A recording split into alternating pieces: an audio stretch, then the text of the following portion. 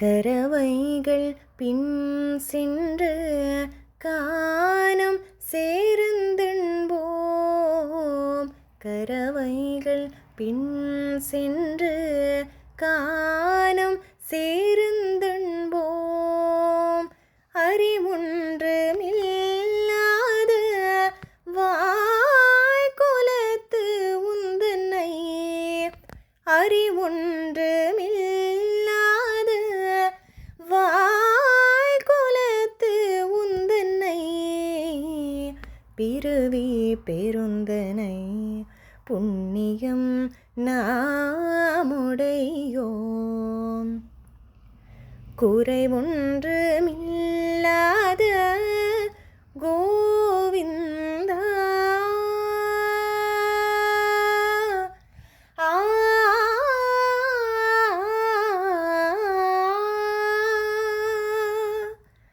குறைவொன்றுமில்லாத கோவிந்தா, உந்தன்னோடு ஒருவேள் நமக்கிங்கு ஒன்றிற்கு ஒன்றியாது.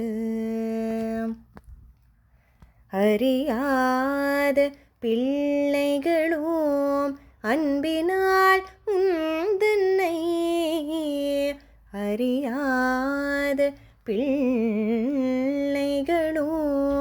அன்பினால் உந்தன்னை,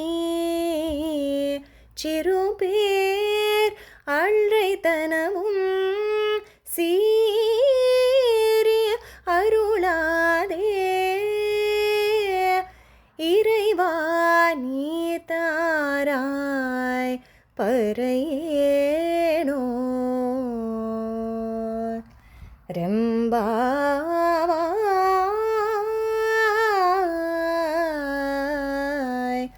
ரெம்பாவாய்.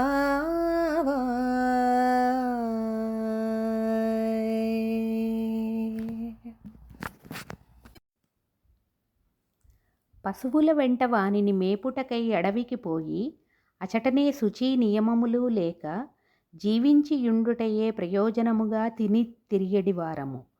ఏమియూ జ్ఞానము లేని మా గోపవంశమున మాతో సజాతీయుడవై నీవు జన్మించిన పుణ్యమే మాకున్న పుణ్యము. మాకెన్ని లోపములున్నను తీర్చగలిగినట్లు ఏ లోపము లేనివాడవు కదా నీవు గోవిందా. ఓ స్వామి, నీతో మాకు గల సంబంధము పోగొట్టుకొన వీలు కాదు. లోక మర్యాద నెరుంగని పిల్లలము.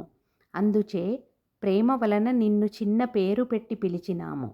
దానికి కోపము తెచ్చుకొని మమ్ములను అనుగ్రహింపక ఉండకుము. మాకు అపేక్షితమగు పరను వసంగుము.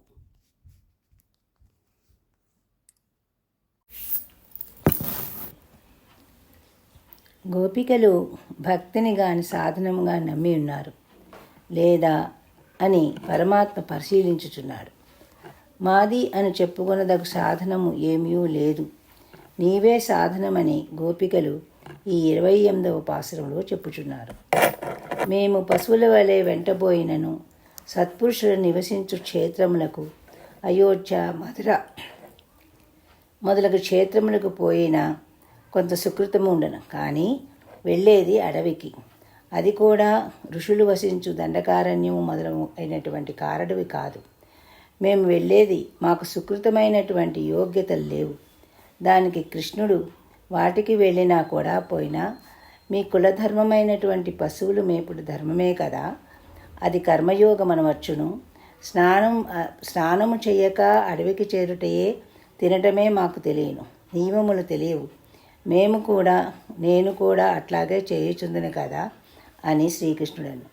ఈనాడు జన్మచే కర్మచే హీనులమైనంత మాత్రాన జ్ఞానహీనులమని ఎట్లు నిశ్చయించుకోగలరు అని శ్రీకృష్ణుడను. కర్మయోగము లేకున్నను జ్ఞానం భక్తులచే ఎంతటి హీనవారుడైనా కూడా ధర్మాత్ముడగును. జ్ఞానమే ఏమీ లేని గోపవంశమున జన్మించినారు. మా జన్మయే జ్ఞానం విరుద్ధమైనటువంటిది. పుట్టుకలోనే జ్ఞానహీనులమైనది. పుణ్యపరూపుడైనటువంటి నీవు జ్ఞానహీనమైనటువంటి గోపవంశమున జన్మించితివి. నిన్ను పొందిన మాకు ఇంకేమీ పుణ్యము అందవలను? పుట్టుకతోనే మేము ధన్యులమైనాము అన్నారు గోపికలు. సుకృతము మాది, ఏ కొరత లేని గోవింద, ఏ కొరతయు లేనిది మా పుణ్యము. సాక్షాత్తు భగవానుడే కదా నువ్వు. కావున మా పుణ్యమునకు పరాపేక్ష అనేటటువంటి కొరత లేదు. మా పుణ్యము చైతన్యము కలది. నీతో మాకుండు సంబంధము చాలా గొప్పది. దాన్ని మేము ఎలా పోగొట్టుకుందాము? నీతో మాకు ఆనందం ఉంటుంది. మాది మాలో నుంచి ఏటీ పోవునది లేదు. నీవు పూర్ణత్వము పొందును నేమోనే కానీ మాతో సంబంధం మాత్రము పోవునది కాదు. మేము గోపికలము, నువ్వు గోవిందుడవు. ఈ సంబంధమే మమ్ములను నీవు రక్షింపక తప్పదని గోపికలు అనరి. అంత శ్రీకృష్ణుడు సరే క్షమించితననుకొనుడు. లోకుల దృష్టిలో ఏమీ లేని వారికి ఇంతటి ఫలము ఎట్లు వసంగినావు అని అంటారు. నీవియ్యదలంచినది అడ్డేది వారెవరు? మేము నీ సొత్తు, నీవు మా స్వామివి. మమ్ములను రక్షించి మా కార్యమును చేయక తప్పదు.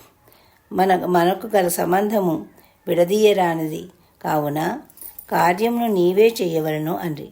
మాకున్న సుకృతమంతయు నీవే అండ్రి. తామింతవరకు చేసిన అపరాధములకు పశ్చాత్తాప్తులై క్షమించమని అర్థించిరి.